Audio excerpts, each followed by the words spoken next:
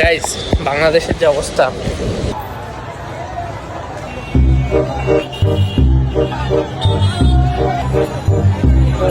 দেখছি আজকাল যেরকম প্রধানমন্ত্রী শেখ হাসিনা যেরকম পদত্যাগ করে চলে গেছে, এখন বাঙালির উপরে বেশি প্রভাব পড়বে।